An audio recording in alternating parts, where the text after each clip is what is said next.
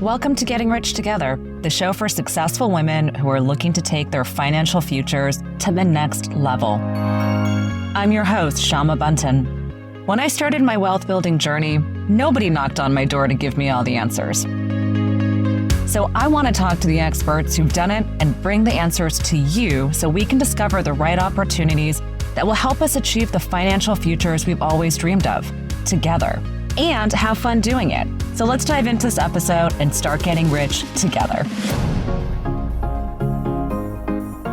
I am here today with someone who I deeply admire, and I'm so grateful for her saying yes to this, the incredible Cate Luzio. She is an inspiring force shift in women's leadership. She has spent decades scaling global teams at some of the major institutions in the world. She's led multi-billion-dollar corporate banking units. Cate, you are just so formidable. And in 2018, you launched the company that we have all known to grow and love around the world, Luminary, that is really pushing this gender-inclusive career and growth platform. I'm so honored to get to have you here today, not just to talk about how brilliant you are, but to talk about all the layers and all the things that make you this incredible woman who you are today. Thank you for being here. Oh, right back at you, right? I think there's such a huge level of respect, and I think it's so reciprocal that I have for you. So I'm thrilled and honored to be here. So let's get going. Before you were this super fashionable, really brilliant woman with great jewelry and great glasses and a great wardrobe, you were once a little girl. And this little girl maybe wore pigtails, maybe she didn't, but she for sure was at one point in time 8 years old, 10 years old, 12 years old. Cate, take us back to a little girl. Where were you? What was going on in the world? And what was money like around you? Oh, such a amazing thing to unpack. So I have two brothers, one on each side. So I'm in the middle. My younger brother and I are about a year apart. So I like to say we're almost raised like twins. We did everything together. My older brother's 5 years older than me. So he's a little bit older. And it was great. I mean, I basically had a partner in crime in everything that I did. But because I had these two brothers and we were really thrown into sports from a very early age, as much as my mom wanted me to be that little girl that wore pink and I definitely had the pigtails. When I was, I think, 7 or 8, we went to the hair salon, if you want to call it that, and I wanted my hair all cut off. I just didn't want to be different than my brothers. I wanted to look and feel like they did, and I just didn't want to look different like a girl. It was just a thing. You know, we look back now, and I think part of that was probably didn't even realize it. It was just, I wanted to fit in, and what I knew was the sports that I was involved in and my brothers really embraced that. And all of the sports teams up until high school, I played on boys teams. And that was partly because that was what was offered and partly by design, I think by my dad.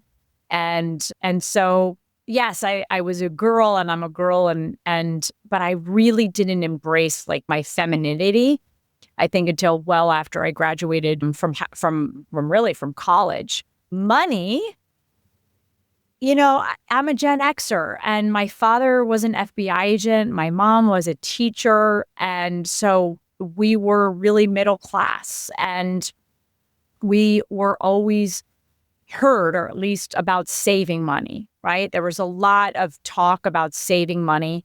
And so from a very early age, it was, you know, you're going to save, you're going to save, you're going to save. And I think that is a Gen X mentality. But one of the most amazing gifts that my parents ever gave me, I think the most amazing gift, was that they paid for my college education. And the reason they were able to pay is because they saved and they saved and they saved. And that was such an incredible privilege that I had. But as soon as I got out of college, I remember my dad saying, now you better start saving for retirement. You know, and you're 21 and you're like, I just graduated. I have my first job. He was like, you're going to get a 401k. You're going to start putting money into that. And so that was like those early lessons around money and making sure, yes, there was definitely a scarcity mentality, but also an abundance mentality in that you want to have things where your future children, should you decide to have them, or the life that you want to have over time. And my parents were very focused on making sure that we had those opportunities. Wow. So when you were in high school, it sounds like you were totally into sports. And were you totally into your books as well? Or was it really like sports first? So it was, there was no option of not being also into academics. I mean, I think that was the other thing that my parents were, you're going to do the best you can. You're going to try your hardest. You're going to work really hard. So it was definitely a balance of sports and academics. For me in particular, my brothers probably would say a little bit different, but for me, definitely. And I was a joiner. I joined every club. Right. I was in student council. I was in government. I did all the things. I was the homecoming queen. So I also was extremely social and I loved connecting. And so I think all of those things, right, we don't realize it when it's happening, really led me to not only my career, but certainly all roads eventually led back to Luminary. Oh, wow. And so did you think then at that time in high school, as far as what you thought you might be when you grow up, having an FBI agent father, a teacher mother, was it government? Where did you think at that point you were going to end up? I respected my parents so much in what they both did as a career. When I went to my undergrad, I did political science. I really thought that I was going to become an FBI agent. That's what I saw growing up and doing it a little bit differently. But, those roads didn't lead to that. I did many internships. I worked at the State House of Maryland. I worked on the Hill. I worked at a political action committee, Emily's List. And then I realized when I graduated college, I don't want to do this, like many kids, right? But my parents were very supportive in saying, okay, but you still need a job. And now you have to pay rent and you have a car. So you're going to have to find a job. And I ended up spending that first year out of college at a nonprofit in the DC area. And then it was the late 90s. It was the internet boom, the first boom, right? And I got recruited to work at a tech startup and thought, hey, I'm, 23. Let's go do this. And it's a great job and it's more money than the nonprofit. And I need a 401k to my dad's, frauding. And I did that for a couple of years, decided to go back to school at night because I couldn't afford to quit my job and go back to school. I went to Georgetown and luckily they had a tuition reimbursement plan and they paid for 50% of my Georgetown education. Thank you, Steve Ziccola, if you're listening. And then I was finishing my master's and a little bank at the time, they were a 28,000 person bank called MBNA, recruited me.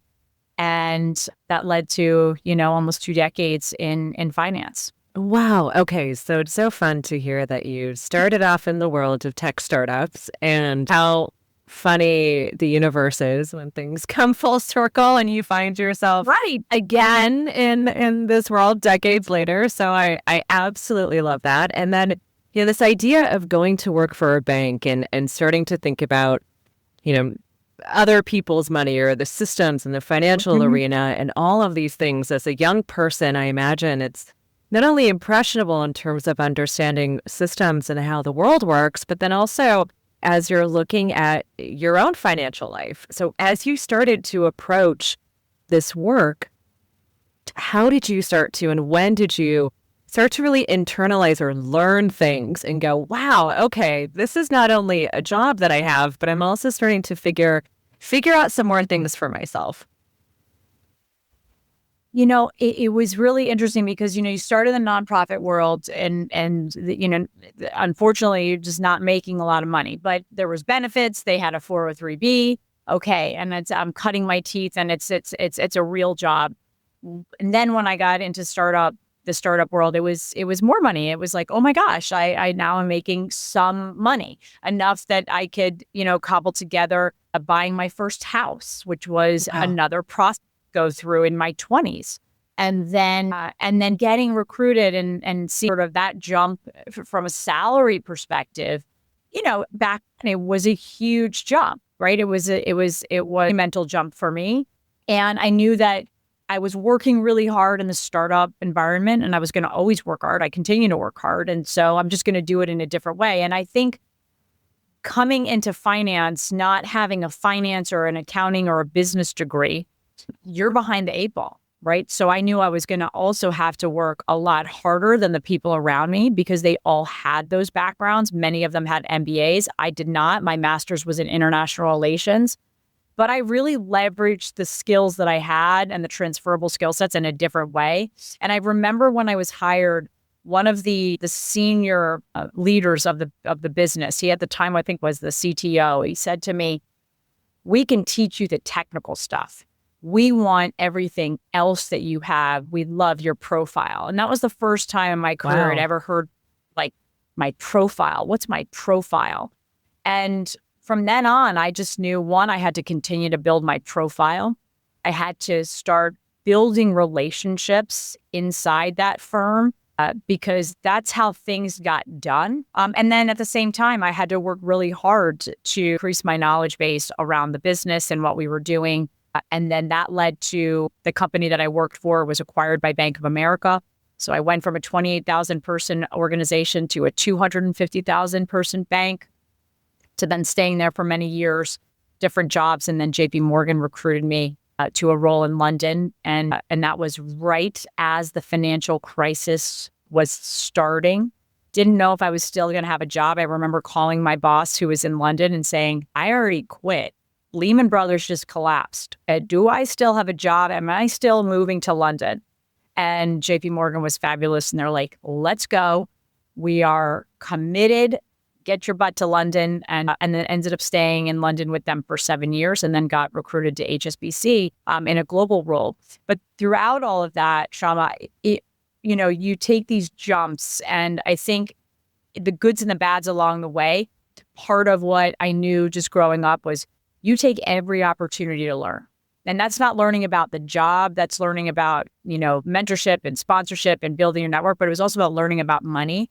And I say to people all the time, my one really pivotal moment at JP Morgan, I had taken on a new role inside the corporate and investment bank, and I was coming up on year end.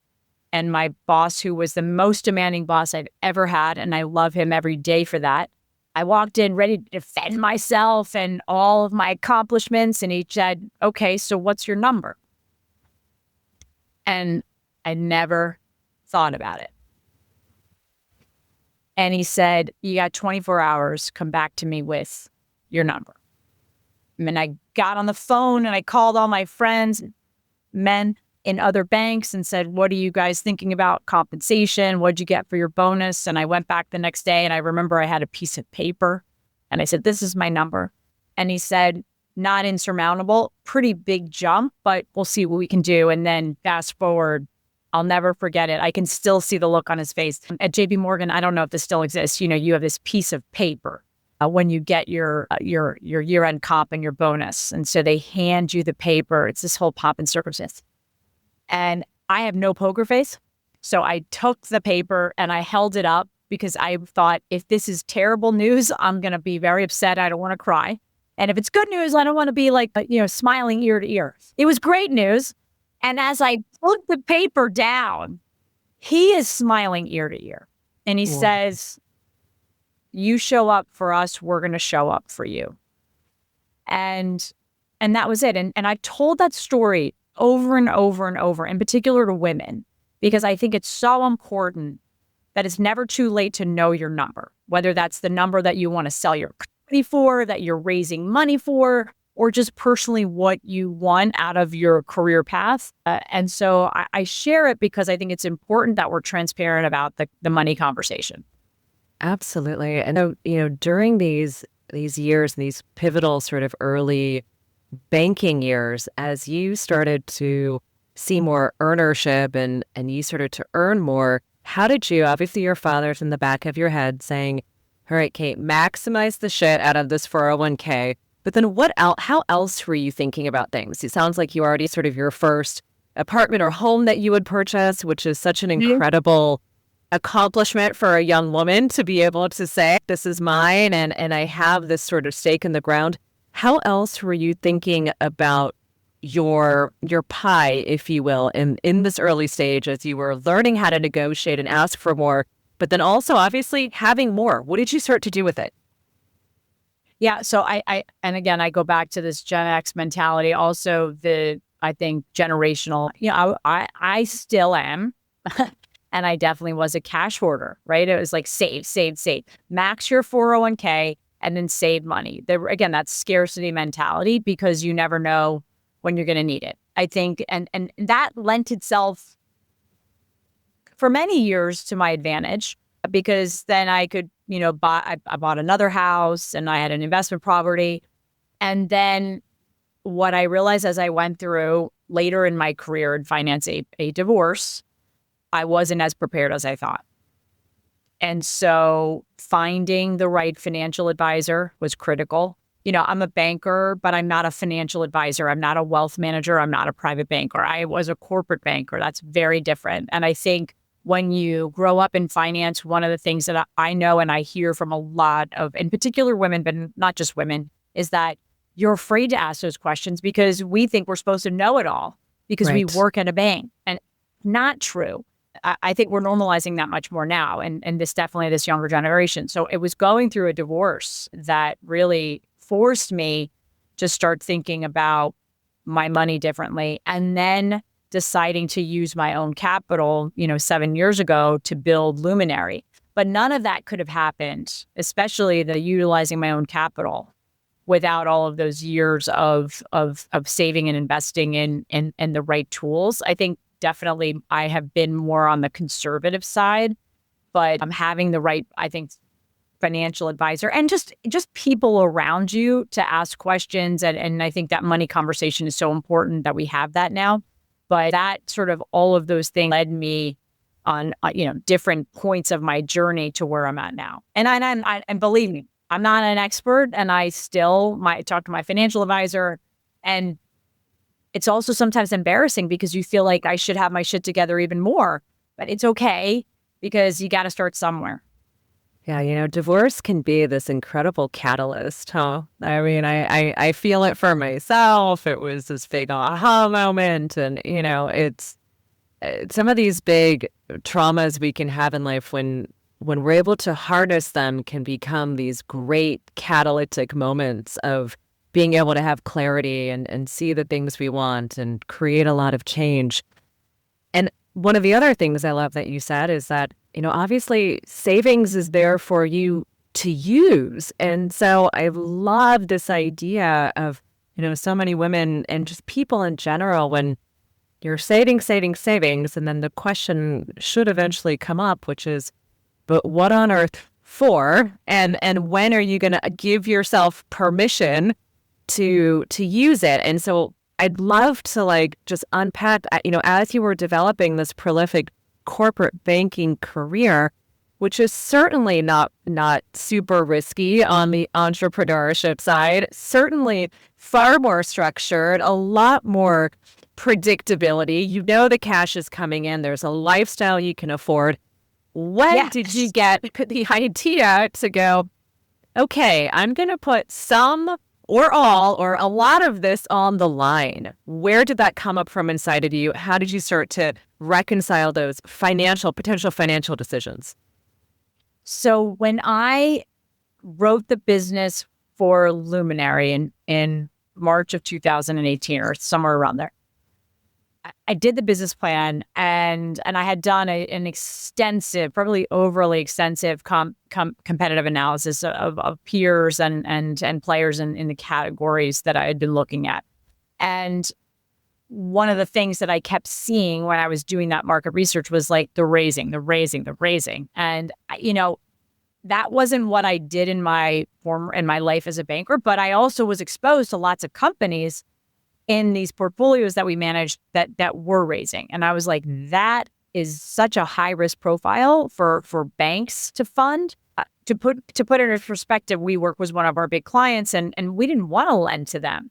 And because of their risk profile. So I was like, why would I don't want to be sitting in that risk profile. Once I wrote the business plan and I realized that I think there's a real business here, sat down and really took a hard look and did the financial projections for the business, like the first 3 years of what I really thought, obviously it was shot in the dark. And when I looked at the numbers, and I remember you got to look at what's your startup capital is required, then the ongoing, what's your runway. And I was like, oh, I have this amount of money. I could put this money. This will save me not only time to getting to market, which I really wanted to get to market. I saw the opportunity. And I really did not want to listen to somebody telling me how to build this company. And by the way, again, privilege that I could utilize my own capital, and that's not everyone. And I recognize that. But I immediately started talking. This is March. By April, I'm out there already pitching my business to prospective members. I didn't have to wait until I raised that money. By June, I had a commercial real estate lease. By September, October, we had built the space that is now Luminary in New York City, our primary physical space. And by November, I was soft launching. Had I waited and raised, and we know all the challenges, it would have been at least probably a year. And I wasn't willing to wait. So I took a calculated risk utilizing my own capital. And by the way, the other thing that I would add is most people, when they use their own capital, they forget when they look at their projections and when they start paying themselves that part of that startup capital, that's basically a loan from myself to the business, right? It's like, instead of taking a loan from a bank or an investor or angels or friends and family, I'm taking it from myself. So I've got to be able to pay that back and then some. So now I'm also refilling my coffers, if you will, to pay myself. And I think a lot of founders don't think about that, especially in those early years. Absolutely. And so the emotional or sort of psychological hurdle then of going from structure, familiar, paycheck to holy shit, Sibyl, what the hell am I doing? How did you, and what was it inside of you that knew that this was the time for you? Because certainly, given the way in which you could capitalize a business, given how intelligent you were in this corporate banking space, I'm sure 1,000% that you probably saw lots of incredible ideas or lots of different opportunities, but for some reason, this really catapulted you to overcome yourself and do something you had never done before. What was that, and how did you emotionally make that leap between stability and freedom? I think I'm still taking that leap 6.5 years in. I think, women get this bad rap that we're risk averse. We just, generalizing here, we approach risk differently. And I knew that this was a real business that could survive. I knew that if I proved the model out right, it could become both a profitable and sustainable business. And that if and when I ever want to raise, I will already have written that business case. So it will be hard for a potential investor or strategic capital to say no. But I had to take that risk, right? And I think that part of having 20 plus years of experience and knowledge and relationships and a network allowed me to take that risk. One of my incredible mentors, who's still a mentor of mine, said, the worst that can happen is this doesn't work and you go back into banking. You have a great reputation. You've got the results to prove it. You have fabulous relationships and your resume speaks for itself. It's a course we teach now at Luminary called the 4 Rs and that I lead. And he was so right. And I had never looked at it that way. And so did I want to wait till I was in my 50s or 60s to take that leap? I was in my early 40s at the time, from early to mid 40s. And it was the time. And I said, I'm going to give myself 3 years to build this business to a sustainable, profitable business. Now, we were a year old when the pandemic happened. So I had to give myself some grace then. But, by year 1, the business itself was almost profitable. And so I knew even when the pandemic hit that we had hit a nerve and that if we just continued to focus on building the business. Obviously, navigating a global pandemic wasn't in the original cards, but we did it. And I think the model what we've built now is I couldn't have ever imagined it before. And I think there's something to be said leveraging a crisis. I heard that from a great number of mentors during that early part of the pandemic, and they were right. And so I think sometimes you have to give yourself that opportunity to think bigger. And oftentimes small business owners, founders are so in the details because you have to be, that we forget to think bigger. And so that's something that every day I'm like, what else could we be? How much bigger could we get? What else, how many more women and allies can we impact? You know, what I also love is how you were also in this sense of just maturity as a woman when you decided to do this. You know, I know you and I get to spend time with lots of young founders who are building really young, and the world seems so scary because they just haven't lived as many years and they haven't seen, you know, what happens or cycles. And there's really something about lived experience that can right size things and help you make good judgment calls when you're taking risk, because you know what is potentially on the other side, having seen so much of the world around you in the decades before. Yes, absolutely. And it's underestimated, I think, when we look at, you know, more seasoned founders. The other thing is we have much bigger networks to tap into. And That's so not taking anything away, I think it's amazing, all of these incredible young founders. I think they also have, it's less risky when you're younger to say, oh, I'm going to do this, and if it doesn't work, I'll go get a job. But I think for older founders, I think, you know, I couldn't, even if I had tried to do Luminary 3 to 5 years before, I don't think I would have been ready.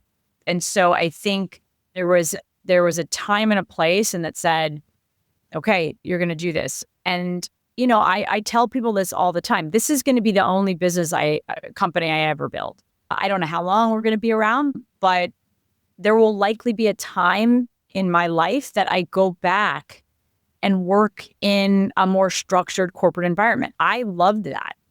I miss it. And most entrepreneurs don't say that or feel that way. It's a part of my life. It's also why we built this very large B2B business, because that's where I come from. And that's where I feel comfortable, the most comfortable in. But I think that being able to lean into all of our lived experiences, personally and professionally, can only help us as we build these companies, hopefully for the long term. And I think it's powerful. I was talking to a girlfriend yesterday, and she was saying, yeah, you know, I think I'm going to get a corporate job now. I think I'm done with this consulting. And I said, great. I said, go get the job. And if you decide to change your mind later, guess what? You can. And so this idea of freedom and flexibility, I think is so powerful. So let's go through some of these early years of building Luminary. You know, obviously you mentioned within the first year, the business was cash flow positive, and my gosh, what a blessing to take a risk on something and say, wow, like there's a real need. People want this. Had you adjusted for yourself going into this new venture, changes in lifestyle, or did you say, okay, I'm going to peel back in these areas? Was it, I'm going to take more money out so I can maintain the lifestyle? How did you look at your life? No, I definitely, you know, I looked at, okay, what's it going to take for the, you know, the business and the runway. And I also had a sort of I'm not going to continue to fund it at a certain point. And luckily, I'm going to knock on wood, that first round of capital that I put in, that's the only capital I've ever had to put in to the business. Because the business started, you know, building its own cash, and now I've been able to use that cash and reinvest. But my lifestyle, yes, you know, it wasn't, I love to shop, and I had I had no time. I'm building a business, and a startup is not easy, but I really had to buckle down and say, okay, what are the expenses that are the must-haves and what are the nice-to-haves? And what I realized was I was probably shopping a little bit too much because I was unhappy personally. And that was money was going. I love to travel, and we were just talking about it before this started, but I love to travel and I love to travel internationally. It fuels my creative juices and I just love it. But I also realized, okay, I can't take maybe these big trips. I have to really think about where my money's going and my lifestyle. And it wasn't about eating out all the time. And, I kind of was honest about that with my friends and family. Like, I'm building a business. I had to cut back on, donations just for a little while because I really wanted to focus on cash management for the business, but also for myself in case I wasn't able to pay myself for longer than I thought. And by the way, that happened because my goal was to start paying myself after the first year. What happens after that first year? The pandemic. And so that inability to pay myself lasted for another 8 months. And that was okay because it was the right thing to do for the business. But then September of 2020, we were able to start paying our people at the normal rate again and for myself. But I think you got to make those hard decisions and you got to build it into your expense management. And I'm very focused on expenses and that cash flow and your projections. And I think a lot of founders don't do that, especially those they just don't think about paying themselves. And you got to live too, even if you have other financial stability with a partner or something. I didn't have it was me. Yeah. That's a lot of responsibility, right? To have to really look out for you and to show up for yourself. And I think that's a really, really powerful message. Now, in addition to growing this business with a global purview and really having such incredible reach, you've also done something that I think so many business owners just dream of being able to do, which is being able to give the gift of being able to acquire other businesses. And I say it's a gift because, my gosh, for a founder to be able to sell their business is a gift. Yes. It's not that is a dream. So it's like a dream scenario. Someone gets to finally exit and tie something in a bow. Someone else gets to take this benefit and steward and continue to advance and grow with synergistic value. So it's really an incredible win-win. How did you start to decide when you were ready to do that? Was that all sort of part of how you saw the business growing, or was this a new idea or something that started to percolate at a certain time? I've tried to kind of go back into my memory. I don't think it was a conscious, this is how we're going to grow. I think that first year, right, especially that first year for Luminary, it was all about, keeping my head above water and making sure we were making the right decisions. When the pandemic happened, right, it was like all bets are off. Now you've got to, first of all, you've got to stay in business. 2, you got to figure out how to stay in business. And I think because we had already, when we launched Luminary, really formally in January of 2019, we had always had a B2B and a B2C business model. If you remember in the pandemic, all individuals were like pulling back. We didn't know what was happening. So I knew that B2C was going to suffer, but I knew that companies that we were already working with, that was where the opportunity was. And so we really doubled down on the B2B. And then in doing that, we recognized there were other peers, if you will, that were doing something similar. The first acquisition we did actually came through a member of Luminary reaching out to me and saying, hey, I know this business may be in a position to sell. Are you interested in even having the conversation? And I was like, I called my COO at the time and she's like, let's talk to him. And really that for me was a really big shift in my mindset around, okay, we can do this organically and continue to do this organically. It's not a or, it's an and we can start to think about a growth strategy by also looking at acquisitions. And so while we've acquired 3 companies in the last 4 years, we've looked at about a dozen. And two of those two of the dozen, three we acquired, two we were very serious about. They didn't move forward for lots of different reasons. But I think as founders, you've got to open up as a business leader, not just a founder. You've got to open your mind to opportunities and be willing to take the meeting, because you never know where they're going to lead.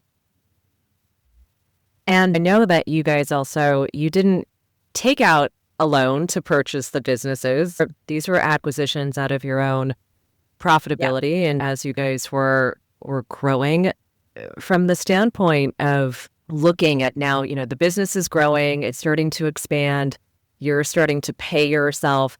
How did you factor in were there any sort of Cate Luzio bonuses, or how did you start to think about when to start to pay yourself a little bit more and a little bit more? I find that it can be challenging to say, especially when you've come from a big career with a great salary, right? You're in a totally different ballgame. How, on the personal side, how does money start to rebalance itself for you over time? Yeah, I think, and listen, I came from an industry that's probably overpaid, but I came from that industry and I was used to that. I think you always want to get back to that, whether that's realistic or not, especially in those first couple of years. I think for me, and you kind of hit the nail on the head, I think as founders, and I have a team, right? It's not just me. It's now, 25 people. I want to make sure that and they rely on me, right? For their life. I want to make sure, yes, that they're paid appropriately, but I also have to recognize that it's also paying me appropriately. And so over, the course of every time I look at financial projections, quarterly, and even sometimes depending on what's happening in the world, monthly, is okay, how much more can I pay myself? The other thing to think about, I think, because people that come from salaried jobs, they automatically think I need this paycheck every 2 weeks because that's what I'm used to. But as founders, especially for how we're structured, it's a distribution, right? And I have a great accountant. He's no longer my accountant because he sold the business, but he's still a great advisor. He said, Kate, you got to get out of that mentality, right? 1 month you could take this. The next month, if you've got a fabulous month and you've already, looked at how you're going to reinvest it, you can take more. And at the end of the year, you can take dividend. So he taught me to think differently that way. And yes, I certainly pay myself once a month, right? And I take some level of distribution. I try to make it as consistent as possible so that I'm used to that number versus it fluctuates. But then I look at the end of the year, how we did, how much money I want to take from the prior year and reinvest in the business going forward. What do those projections look like for that first quarter and that second quarter? And then how much, again, of that is my take home. So I think there's so much flexibility in being an entrepreneur. It's like 99% of the reason people do it. So utilize that flexibility and reframe your idea around money. And also, how do you manage that amongst your own expenses and what are your, I don't want to work till I'm 100. I have a number in mind when I want to retire. If I ever, whether I exit the business or do something different. So I also have to have that. And I think having a great financial advisor to help you, coach you along the way is really important. At Luminary, in these last six and a half years, you've really exposed yourself, it would feel like, to just a whole new set of not only ways of thinking about money, but different people and how these founders or career professionals and all these different complexities and ways in which people are investing, right? I mean, I'm sure your exposure to all these different startups and things that you can be doing has just increased manifold over time. As you have been looking at, obviously, Luminary is a big investment, right? It's still, even though it's throwing off cash and it's doing well, it will still be a primary investment. But as you've had more exposure to other types of industries or other asset classes, has your thesis personally shifted in terms of where your assets are allocated, or has it stayed tried and true to your father's sort of ways of thinking of, the savings and the 401k? How has your personal pie sort of shifted over time? So I think I'll say primarily that tried and true. And this is where I think if you run a business, you're any kind of leader, you need these trusted advisors around you. To put it in perspective, my financial advisor really helped me. Yeah, I'd shit everywhere. And she's like, okay, we need to like consolidate all this because it's going to give you peace of mind. And so even just going through that process, you never have enough time in your day. So that was one, but definitely tried and true. One thing that I think, because I would have been prohibited from doing a lot of this in my role in working for a bank for conflict reasons, is I have now taken capital and invested in other, in particular, women-owned businesses. And so I have close to 10 investments in women-owned businesses across different industries, from consumer to tech to femtech. And I get to look at those as they're definitely risky, as we know. But I believe in the founder, I believe in the business, I believe in the business case. Now, of those 10, 2 have not made it, right? And that's a tough thing to go through. But as we said in the beginning, taking calculated risks. I knew what I was doing. I knew that it was a risk. So as I think about wealth differently now, and is how do I make sure I'm creating wealth for myself, for my beneficiaries, certainly when I'm no longer here, but how do I reinvest that also in the community? And when I think of community, Syama, I think of the community as of these founders that I believe in and that I think do have really good, solid businesses. And hopefully then that will turn into another asset that will generate returns for me.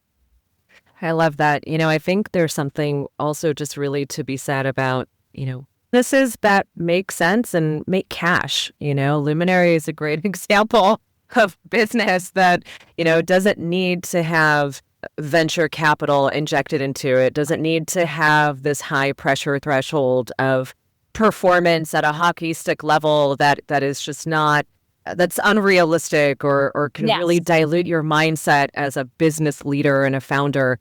Having a company that makes sense, and is throwing off cash, I think is so powerful and honestly sexy too. I think there's something to be said about businesses being started that just have really clean P&L and can make money and can scale incrementally. And so, yeah, it's one of the things that I've been looking more at is, yes, there are these incredible venture-backed opportunities that I think are great from a high risk and potential high return. Yes. And then also, man, it would still be nice to get a 3 to 5x return on a company that's maybe not venture backable. And yeah, exactly. And this is something I've had a conversation with a number of other founders that have exited, actually, and in particular. And, in the old days, right, companies there wasn't this need to be valued at $1 billion. Like, you run a $50 million company, a $100 million company, whatever, those are good companies, right? That's called a middle market company, and there are thousands of them. It's how banks make the majority of their money, on those companies. And they're not on the covers of Forbes or Fortune or Entrepreneur Inc., whatever. And so I think, I said this at a big panel session at South by Southwest, was it is great that we've got billion-dollar unicorns, and those are really once-in-a-lifetime kind of companies, and we need more of them.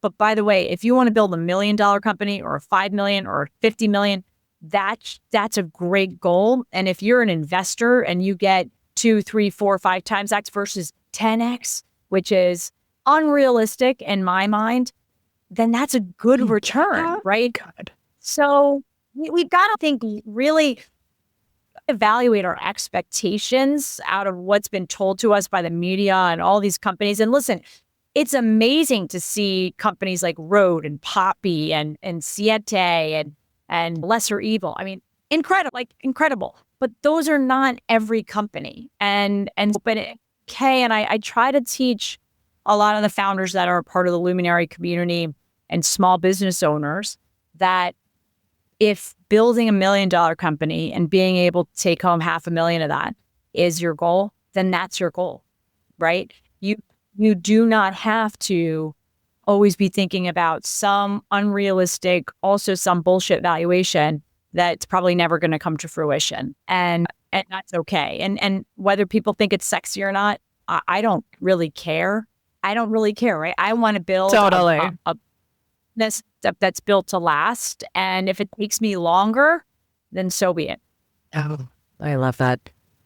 Cate, we are just living so much longer now than ever. You alluded before to being into your 100s. I just think that we're all going to live probably much longer than maybe we want to. You know, like there'll be a time when we're going to be like, oh, like we're all still here. But yes, let's think about looking back on this incredible life from, let's say, a still young age of 103. When you think of the words of legacy and what it is that you're creating and what's important to you in this world, what do you feel into? What do you see? What is the body of work that Cate Luzio will be known for? Oh my God, that is such a, one thing that I know is as hard as I work, it can't just be about work, right? I'm trying to spend more time with my parents who are aging. That's so important to me. I don't have biological children, but I have 11 nieces and nephews and one on the way. Those are the people that are important to me. My partner, he is so important to me, his family. And the legacy is not going to be necessarily just about the money, although my nieces and nephews, I'm sure, will be very excited about that because and it will go to them. But, I had an uncle, my mom's oldest brother, that didn't have children. And one of the most amazing things that he did that we didn't know about is he set up a trust for all of his nieces and nephews.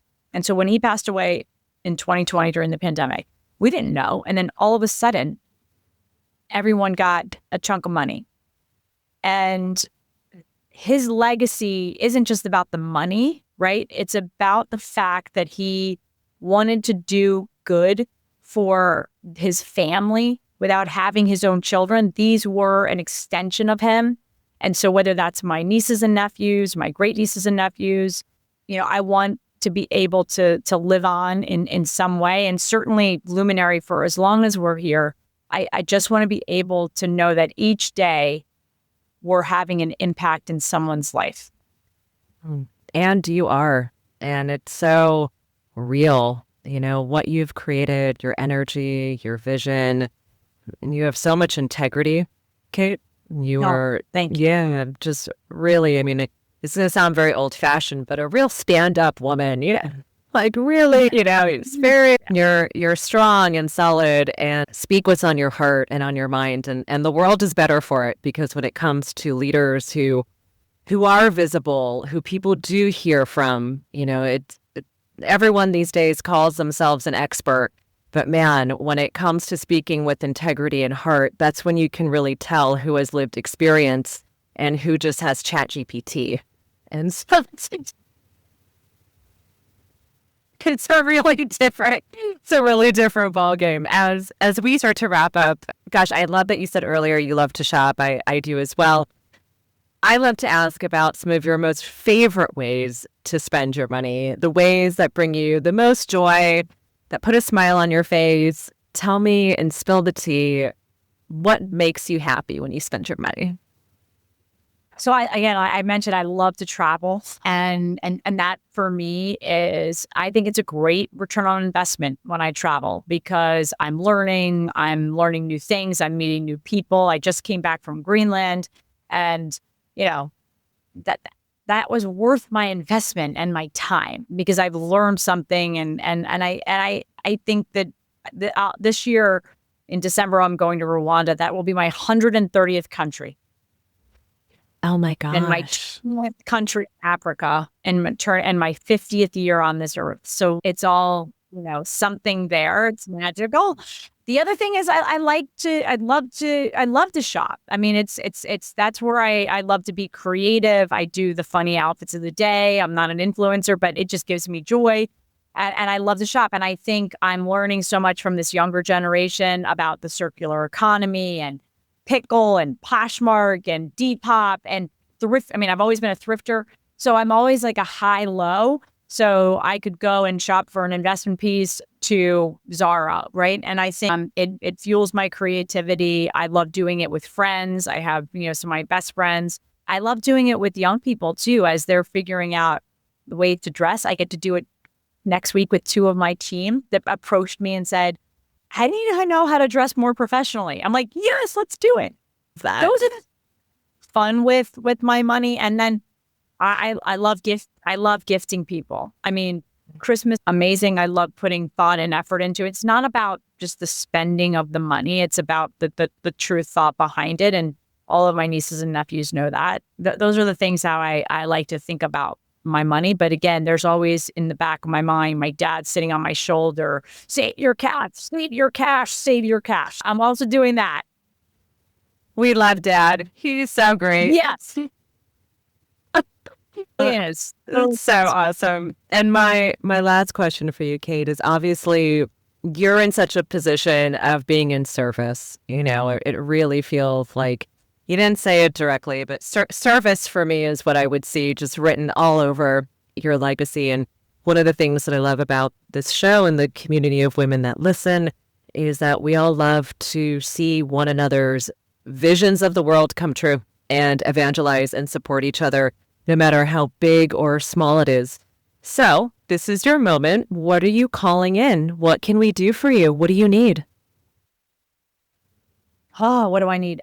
So here's what I would just say. For everybody out there that's listening, practice what you preach. If you are going to say you're going to do something, do it.